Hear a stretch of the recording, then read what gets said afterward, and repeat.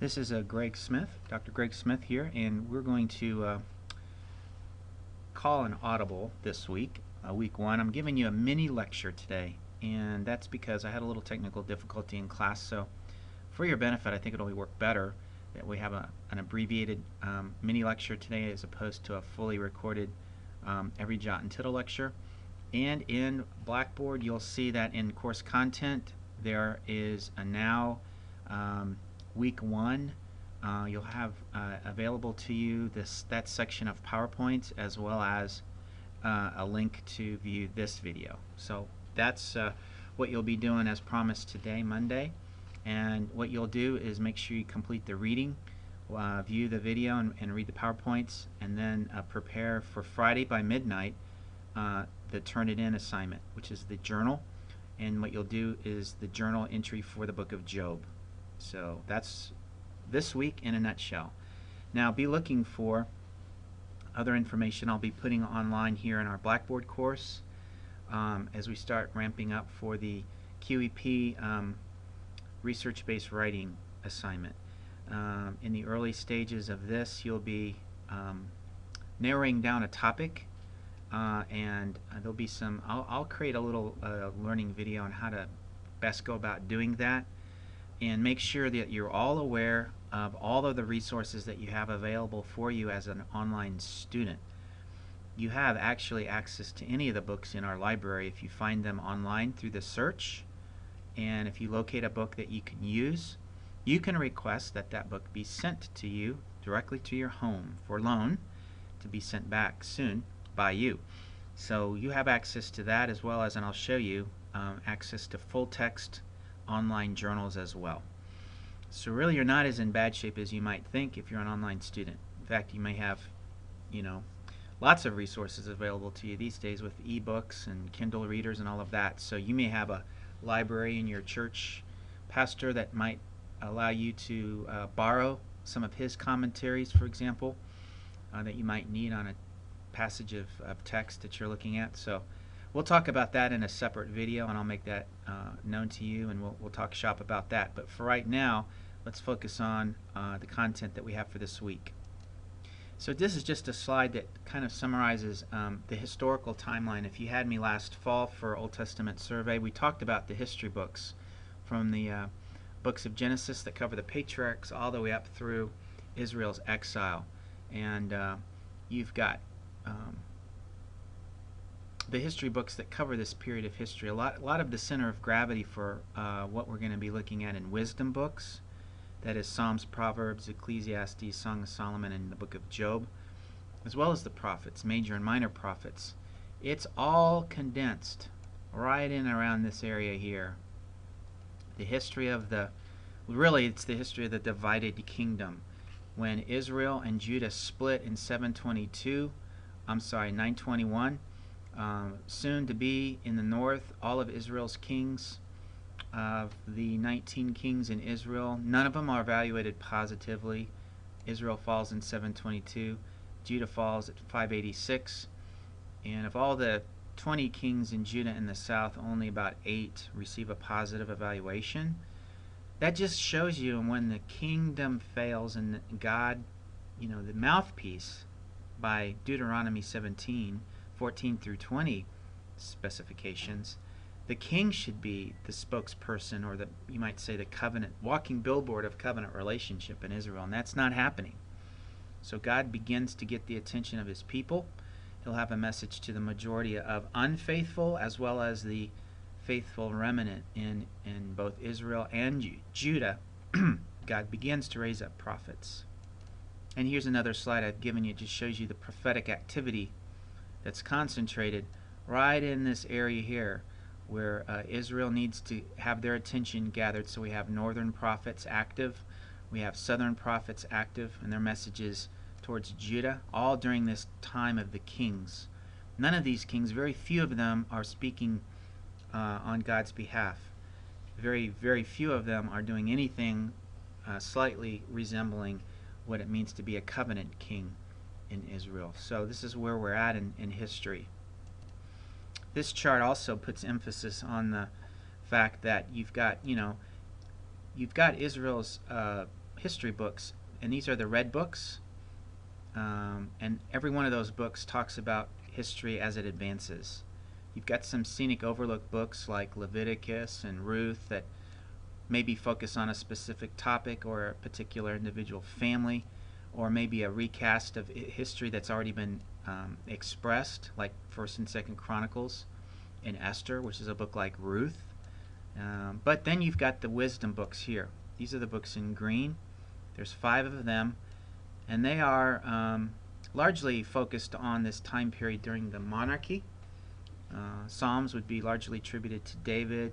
Proverbs is a collection largely at the hand of Solomon, as well as, I would argue, Ecclesiastes and Song of Solomon, all put together and written at the hand of King Solomon. Job's a hard book to pin down specifically, but it does portray Job like a patriarch.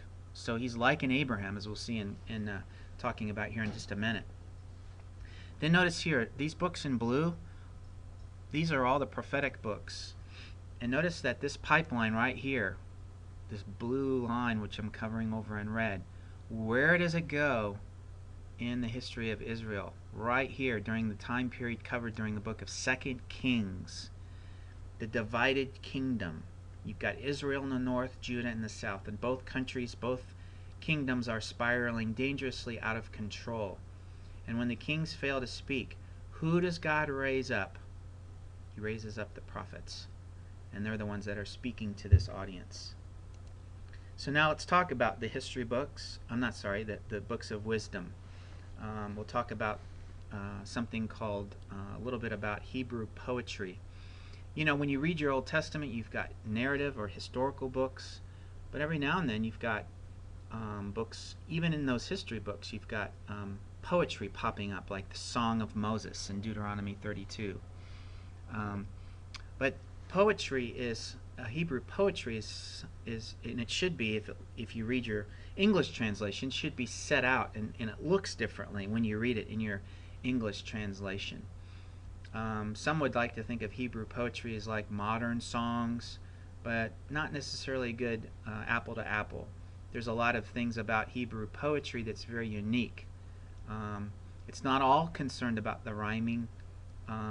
Hebrew poetry does have some rhyming, but it's much more concerned about the logical relationships and connections of ideas. This basic idea is called Hebrew parallelism, the idea of parallelism. And in the ancient world, you've got parallelism. Hebrew parallelism is a way of writing things down in a context when everybody was listening and remembering things. Books were not accessible to the average Joe, except if you were a king and had lots of money. So anybody that was on the street communicating something to be heard and remembered would use this kind of, you might say it's almost like a modern day spoken word, like you've got the beat and the words come together in such a beat that it's easy to remember, and you've got the connections of ideas of A and B, A and B, A and B, and you've got this rhythm going. It's much more like that. So you musicians out there, you like this idea.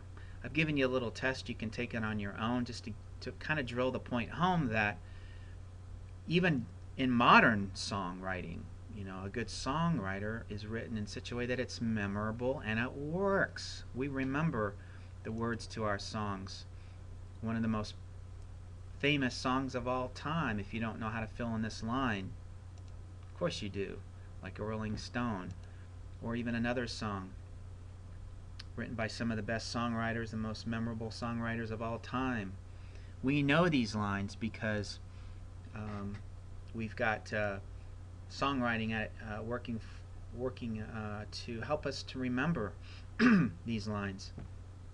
However, when we come to something like this, we scratch our heads and say, well, what if I told you this is from one of the most famous books of all time, an Ernest Hemingway book, The Old Man at the Sea, but we haven't the foggiest idea of how to fill in this line.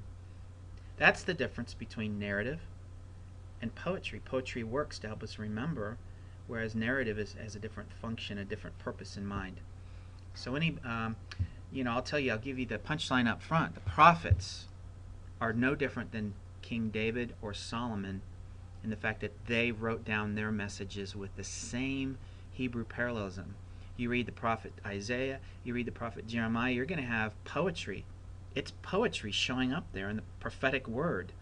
And it was delivered to an audience that were primed to hear it and to take heed to it, and not only remember large portions of it, but to apply it to their life. So that's the power of where this all goes. In class, we talked about the first, the grandfather of Hebrew poetry, and understanding how poetry differs from narrative in ancient Hebrew text. Robert Loth, active as a Hebrew scholar in and around the time of the Revolutionary War. It's really interesting. So the 18th century. And he came up with the idea of Hebrew parallelism as a way of understanding. And he offers, back then, and then of course more modern scholars have expanded on this, and you'll get to that in your advanced classes, but for our purposes, it's powerful enough to know the idea of synonymous relationships. And these are the connections between two ideas. So if you see stitch B in the Hebrew text, it's going to be the second stitched, which is a line of text, but you've got a stitch A given first. What does B do? In synonymous relationship or parallelism, stitch B represents the same idea as stitch A, oftentimes only uses different words. Then you've got antithetic, which you would guess creates some kind of opposite relationship in terms of the relationship of the ideas. Synonymous would be same. And then synthetic is a little more tricky, but basically stitch A and B contain different ideas but maintain some kind of affinity, whereas oftentimes stitch B will give more information or explain the idea given in stitch A. So let's talk about C and look at some examples of how this works. I've given you some synonymous examples. Psalm 2:4, he who sits in the heavens shall laugh. That's stitch A. Stitch B, the Lord shall hold them in derision. So you see, same idea, but different words are used to express. Job 3:11, why did I not die at birth? Stitch A. Stitch B, why did I not perish when I came from the womb?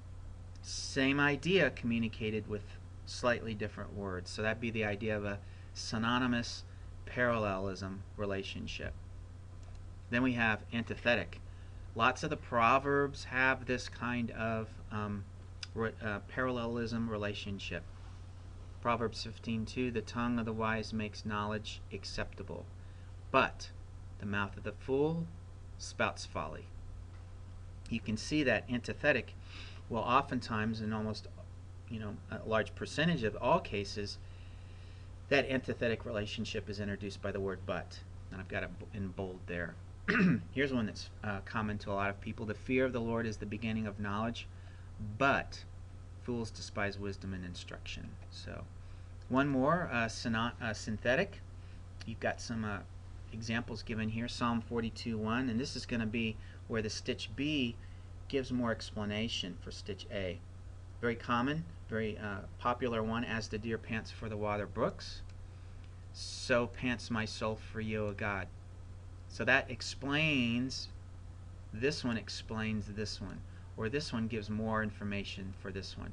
Psalm 29:1-2, given unto the Lord, O you mighty ones, give unto the Lord glory and strength, and then give unto the Lord glory to his name. So you can see here in both of these cases, both of these serve as stitches that are giving more amplification for the stitch that's given here in stitch A, or you might say column A or whatever.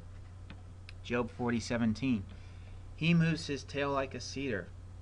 And notice this more information, the sinews of his thighs are tightly knit. Ecclesiastes 10:18, because of laziness the building decays. More information, as though the idleness of hands, through the idleness of hands the house leaks. So that's really all I want to say about the idea of wisdom, and the wisdom books that we'll be covering are largely set up that way in terms of Hebrew parallelism, and it's a way of presenting information and logical connective ideas. Let's talk about the book of Job, and it really as a book represents radical treatment of ancient wisdom literature. Books oftentimes will deal with some big question of the day, like the book of Job, the book of Song of Songs, the book of Ecclesiastes. Each of them largely focus on one of the big questions of the day, which interestingly is, not a far cry from the big questions that we ask.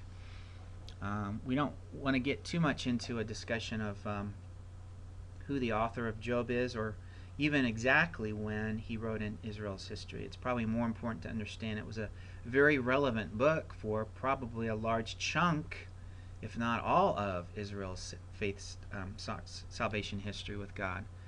So it's a book that takes place about a person in the book Job. His life and times is set during the times of the patriarchs, so this would be before the introduction of the Torah at Mount Sinai. Job is going to be presented very much like an Abraham. He's in relationship with God, and he's expressing faith amidst crisis. And here's the big kicker. The big question of Job is not what we see in this sign here, contrary to popular belief and most Sunday school lessons that you hear. The question that Job addresses is different than that. It is, why do the righteous suffer? Not why do bad things happen to good people.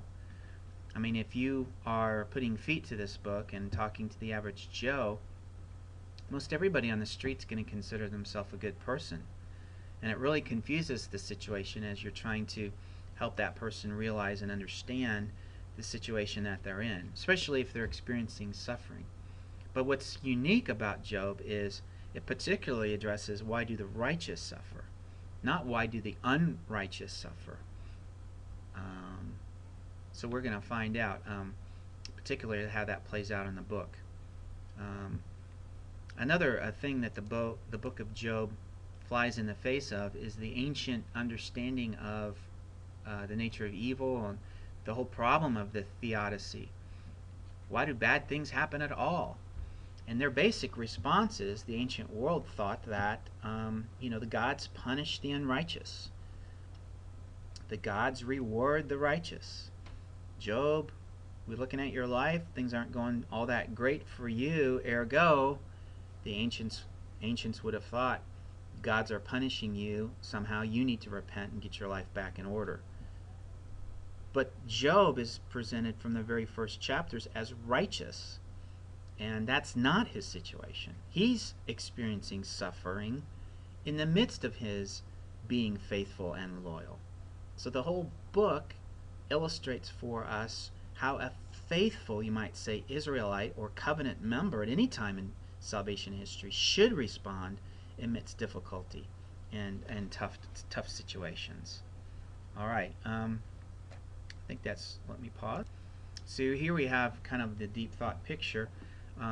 It's important to see that the book of Job does not remove God's hands from the situation. So we have his sovereignty, and we have his covenant commitment to Job, the loyal, faithful responder. But yet Job is allowed to endure suffering, and he does experience hardship. So here's, Christians, Christ followers, are living in a fallen world. And when suffering comes at the hands of earthquakes, war, famine, economic crisis, cancer, unplanned heart attacks, Christians do get caught in the crossfire, don't they? So that's our ministry, is it not? We have this message to take to the listening world. The unrighteous do suffer, by the way. They do suffer. And, we talk about some of the outspoken atheists out there, who, like Richard Dawkins, and they have a problem with suffering. They have a problem with the problem of evil that seems to be in the world, and it is. But the only solution that they offer is survival of the fittest. Suffering, you just have to get over it, or you have to run a little faster than the guy next to you on the African savanna plain. It's all about survival of the fittest. So there's not a good response. The problem of evil is not adequately addressed by the Richard Dawkins types. But we'll get into the book of Job, and interestingly, it dives right into the whole question and gets us to the end of somewhat of a somewhat difficult and somewhat mysterious and certainly complex situation. That is, why do the righteous suffer? And you can look into the book of Job in the very first chapter. It sets the tone, sets the scenario for the whole book. Job is presented as a righteous man in chapter 1, verses 1 through 3. And much like what we see in the book of Genesis, chapter 3, all of a sudden Satan shows up with an opposing agenda or some kind of challenging agenda. He has somehow got some kind of scheme where it's going to threaten God's plan A for the situation. And, in the case of the book of Job, Job requests that he be allowed to take away some of the, you might call it, covenant good. God allows this to happen, which is somewhat of the mystery. And God allows it within limits, everything but his health. And what happens in response, we see in chapter 1, verses 20 and 22. How does Job respond? Well, chapter 1, verse 20, Job arose, tore his clothes, shaved his head, and fell to the ground and worshipped. And then you have verse 21 and 22. The clear, emphatic emphasis in the biblical text there is that Job maintained his integrity. He did not waver or move away from his loyal and faithful response to God, in relationship to God, which is the very charge that, or accusation, that Satan thought Job would respond, and that's not what we see. So this round 2 of the challenge comes, taking away his health, and after Job's health situation, we see that Satan expects Job to cave under the pressure. But then what we find is something, a far cry. Chapter 2, verses 9 and 10. Even his wife encourages him to curse God and walk away from his integrity. Job responds in verse 10, "Shall we indeed accept good from God and not accept adversity? In all this Job did not sin with his lips." So the idea here is Job is going to represent for Israel, for the faithful remnant, at any time in her history as a nation. How should the faithful respond when times get tough and when the righteous are experiencing suffering? Now let me take a little bit of a rabbit trail. And here I want to make my point about, this is just a side hobby for mine, but trying to understand a little bit more of the inside out of the righteous suffering, or the experience of the righteous one who suffers. And Paul writes about this in Romans chapter 8. And before you get to the promise that everybody quotes, God causes all things to work for good. But earlier in the chapter 8, in verse 18, Paul writes, "For I consider that the sufferings of this present time are not worthy to be compared with the glory that is to be revealed to us." There's a sense here, and in verse 19, "For the anxious longing of the creation waits eagerly for the revealing of the sons of God." What if it is the very fact of the righteous one who's suffering, and the very fact and activity of maintaining, like Job, like Abraham, that faith relationship through thick and thin, that somehow manufactures glory for God? I oftentimes ask myself the question, what is it that God desires from us that we can give him that he may not already have at present?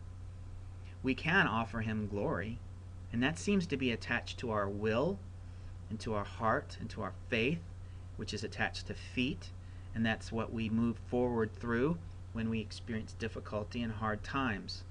And there's something about that that seems to be, from Paul anyway, that it's connected to the glory that's going to be revealed. For the creation was subjected to futility, not of its own will, but because of him who subjected it, in hope that creation itself also will be set free from its slavery to corruption into the freedom of the glory of the children of God. We talk about the crowns that we're going to give to the Lord and place at his feet. I'm just wondering if there's going to be a glory bucket full of stuff. It's kind of like full of glory. Glory is hard to conceptualize. What is it exactly? It's talked about all over the place in the biblical text, but what is the essence of glory? Well, it's something that's manufactured, something that it's a transaction, something that's produced through the refining fires, you might say, of a faithful one who endures. How's that? So this is what we see in the example of Job, and it's not long after this that we begin to see the interaction that Job has with some of his friends, his therapy group. I call them Huey, Louie, and Dewey. So let's pause, and I'll let you read a little bit of this on your own. We just talked about, the kind of the basic thread of a large portion of the book of Job is the dialogue that Job has with these three friends, soon to be four, and Eliphaz here in chapter 4 verses 7 through 8 captures the basic idea of how they're trying to understand Job's situation. Verse 7, remember now whoever perished being innocent, or where were the upright destroyed according to what I have seen? Those who plow iniquity and those who sow trouble harvest it. So what is it for Job? Well, Job, we're looking at your situation, and you're experiencing suffering. So that has to be linked to the fact that there's unrighteousness in your life, sins to be confessed, and something that you have kind of a secret that you're keeping from God. So the solution here is that you need to repent. And when you do, God will restore. He's obligated to restore your situation. So what's wrong with this picture? Well, we learned about that from the very first chapter. Job is declared as one who is in a righteous status before God. So the ancient theodicy cannot be, the logic of the ancient theodicy cannot be applied to Job's situation. So you continue on through, like for example, chapter 8, verse 4, you see that Bildad suggested that if it's not Job who's unrighteous, it's got to be his kids. That's, they're the ones that are deserving of what they got. So that's what, Job, you're just getting caught in the crossfire. Or maybe just Job needs to accept his circumstances, repent, and allow God to change his circumstances. That's chapter 11, verses 13 through 18 in Zophar. So one of the things that we learn from this situation is that sometimes the best thing that we can do when we're in the hospital room and we're looking at the person who's suffering there on the hospital bed, it may be that the best thing to do is to be quiet, not offer advice, not try to fully understand and explain God and somehow, call him to the witness stand. Well, we'll just, we'll explain this from God's vantage point. Who are we? There's a position of humility that comes through the book of Job with regards to fully understanding everything or trying to understand it from God's vantage point, which we can't. That comes out in the end of the book of Job, as I'll show you. So the book of Job does blow a huge hole through the common idea, and it's even around today. I don't know if you've noticed, God's obligated to bless me because I'm generally a good person. So when something bad comes along, they cave and they start to question God, or write books like Richard Dawkins and call God into question from every angle. So as we go through the book of we've got a long monologue by Elihu, chapter 32 through 37, and his is a little bit different spin on the whole situation. God speaks to us through our pain. Job's been experiencing pain, ergo God must be warning Job of his unrighteousness, and therefore, same conclusion, Job needs to repent. So largely that's just a mirroring or repackaging of everything that we've heard before. We get to the real heart of the matter in chapter 38 when God himself shows up to not only confront Job, but also confront Job's friends. For example, in chapter 40, verses 1 through 2, then the Lord said to Job, will the fault finder contend with the Almighty? Question. Let him who reproves God answer it. And then Job answers the Lord and says in verse 4, behold, I am insignificant. What can I reply to thee? I lay my hand on my mouth once I have spoken, and I will not answer, even twice, and I will add no more. Certainly one of the things that we can't do when we're in that position of trying to understand or help somebody else understand is offer the divine vantage point for the person who's suffering. We're never in a position to fully understand the question of suffering from God's vantage point. And we're certainly not in a position to call God's character into question with regards to the situation of the one who's suffering, his love for the saints, his ability to remain in control. There's an element of mystery and humility that we have to maintain as we move through or help somebody move through a situation of suffering if we're part of the righteous. And we see that immediately in the Lord's response to Job in chapter 40, verses 7 through 9. Gird up your loins like a man, I'll ask you, and you instruct me. Question. Will you really annul my judgment? Question. Will you condemn me that you may be justified?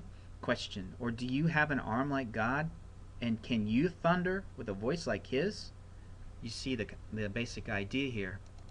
Who is it among us that can somehow move into a situation and come up with the case that, hey, I can do a better job of running the universe than God, or I can do a better job of dealing with the sin problem, universal sin problem, than God? So the radical atheist like Richard Dawkins really doesn't have the foggiest thing to say with regards to suffering, other than survival of the fittest. You suffer because you might not be running fast enough. So the radical thing about the book of Job is it offers the solution and a response to the saint who's suffering, to the one the righteous who is suffering. In chapter 42, verse 2 and following, Job responds to the Lord, and he says, I know that you can do all things, and that no purpose of yours can be thwarted. Who is this that hides counsel without knowledge? Therefore I have declared that which I did not understand, things too wonderful for me, which I did not know. Hear now, and I will speak. I will ask you, and you instruct me. I have heard of you by the hearing of the ear, but now my eyes see you. Therefore I retract and repent in dust and ashes. So what we have here is a very humble response. There are indications along the way, especially with Job interacting with his friends, where Job may have come across a little bit too strong, a little bit maybe too prideful with regards to his response to his situation. In other words, we're not in a position to call God to the witness stand, call into question God's motives or God's ways. There's a mystery behind it, but never can we lay on God some kind of evil intent that he has toward the righteous. Now, yes, judgment possibly for the unrighteousness, and even judgment for the righteous in some situations. That gets really tricky, doesn't it? You mean, sometimes people God allows to live in the hole that they've dug for themselves. In other words, their choices have led them to a hole they've dug, and worked really hard, and whether it be financial, whether it be relational, they're in a hole. At the bottom of the hole, they're looking out and asking for relief. And the simple answer to that situation, if you're counseling that person, is to say, the way you got yourself in the hole is the way you get yourself out of the hole. That's the whole Dave Ramsey solution to financial suffering, I guess. Things like that. So some of those things might be obvious in the scenarios that we come across in ministry situation, but much more of them might just be better just to be quiet, just to encourage the person to be like Job, especially if they're a saint. And those situations where you're in the hospital room and you've gone to visit someone who's suffering, and you end up more encouraged leaving their room than you did going in, with the expectation of encouraging them. So there's a huge opportunity to encourage saints who are suffering to have a testimony, to maintain their integrity and not curse God, and to give a testimony of the faithfulness of the Lord to a watching world. And they're wondering how this guy going to respond to, and they're watching you perhaps. And I'll let you look at this slide a little bit and some of the speaker notes that you can download. But what's interesting about the situation with Job is it fits really well into a parallel situation that I'll develop here with regards to the righteous remnant who were going to experience the Babylonian exile. In other words, what happens when faithful covenant members are going to experience the same experience with the rebellious majority. So you think about it in terms of Jerusalem and all the people who were in that city at the time, even though the majority were rebellious, there was still a faithful remnant around.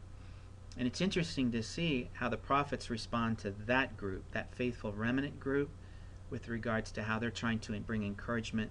And there's a lot of parallels to what we read in the book of Job. So let me just draw this out a little bit.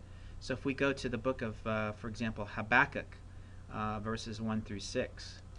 And as we'll learn in this class, Habakkuk is looking ahead to a situation that's about ready to happen with the coming Babylonians. And in chapter 1, verses 1 through 6. And here are the kinds of questions, right, that we hear from the righteous who are suffering. The how long question. How long, O Lord, will I cry for help, and you will not hear? It's a sense of, boy, is God forgotten us? And continuing on, I cry out to thee violence, yet you don't save.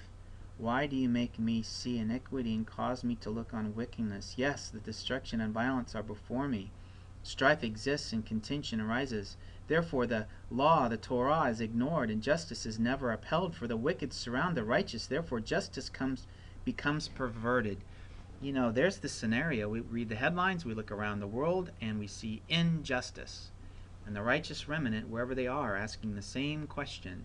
And sometimes they're caught in the crossfire, right, of this same situation of injustice. And they ask the question, so God, what are you going to do? And the prophet responds and says, look, among the nations, observe, be astonished and wonder. Because, and now the Lord is speaking here, I am doing something in your days you would not believe if you were told. So what are you going to do, God? That's the question the righteous remnant are asking. And then the answer, verse 6, behold, I'm raising up the Babylonians, that fierce and impetuous people who march throughout the earth to seize dwelling places which are not theirs. They're really good at the business of exile. And guess what? Just like what we learned in the book of Deuteronomy, there's this clear fork in the road. If there's ever a time in Israel's history when she acts just like the pagan nations around her, Moses, the prophet, already had predicted and forecast there's going to be an exile from the land. But guess who's also included in that exile boat? It's the righteous. So we have really the identical situation to the prophet Job. And we're asking this question, why do the righteous suffer? And guess what Habakkuk's answer is going to be? There in chapter 2, verse 1, we have the answer. Habakkuk is standing on his guard post and on the station, on the rampart. He's going to keep watch to see, and he'll speak, and he'll reply. And the Lord answered me and said, verse 2, record this vision and inscribe on it on tablets, that the one who reads it may run. For the vision is yet for the appointed time. It hastens toward the goal, and it will not fail. Though it tarries, wait for it. For it will certainly come, it will not delay. And here's the kicker. Verse 4. Behold, as for the proud one, his soul is not right within him. That's the unrighteous. But the righteous one, the Job-like one, the Abraham-like one, will live by his faith. So what's the apple to apple with regards to the prophets as they're addressing the faithful righteous and the suffering that's just around the corner called exile? What's the response? It's the same as what we are seeing in the book of Job. The response is faith, maintaining your integrity, maintaining your walk with the Lord, maintaining your testimony before others who are watching. So there at the end of the book of Habakkuk, it's very interesting. You see chapter 3, verses 11 and following. Sun and moon stood in their places. They went away at the light at the light of thine arrows, at the radiance of thy gleaming spear. In indignation you didst march through the earth. In anger you did trample the nations. You went forth for the salvation of thy people, for the salvation of thine anointed. Thou didst strike the head of the house of the evil, to lay him open from thigh to neck. There's a description here of what's going to happen with the Babylonian exile. Things are going to get bad. Verse 16, I heard and my inward parts trembled.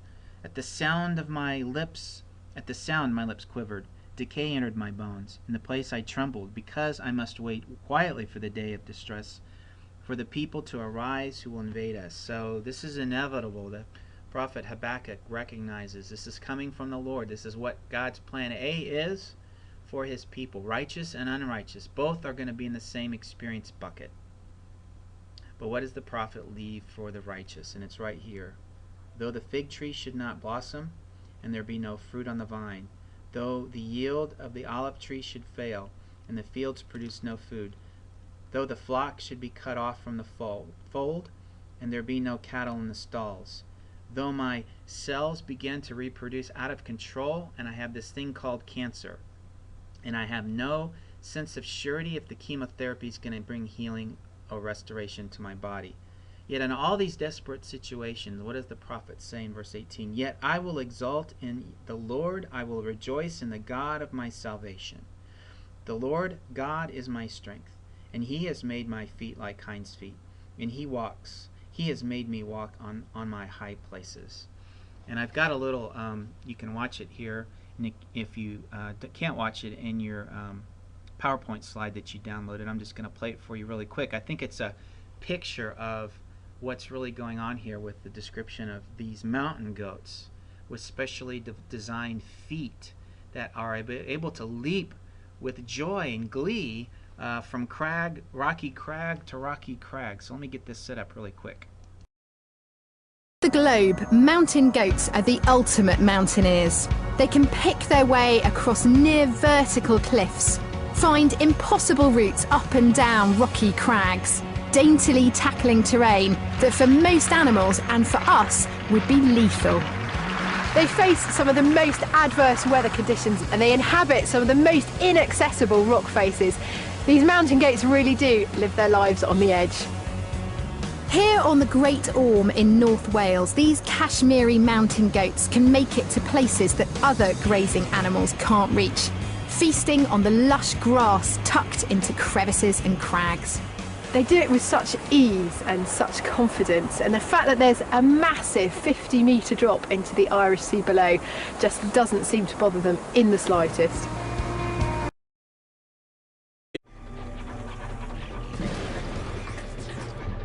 These guys are some of the most sure-footed animals on Earth.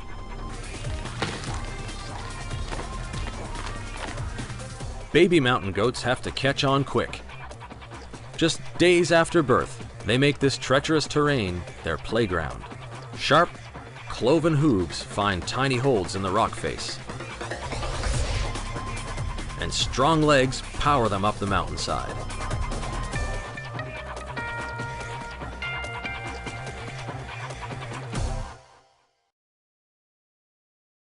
So I hope that worked for you. And that is a picture of what faith looks like, the suffering, the righteous one who is experiencing suffering and difficulty and hardship. It's that kind of faith that shows up in the illustration of the mountain goat.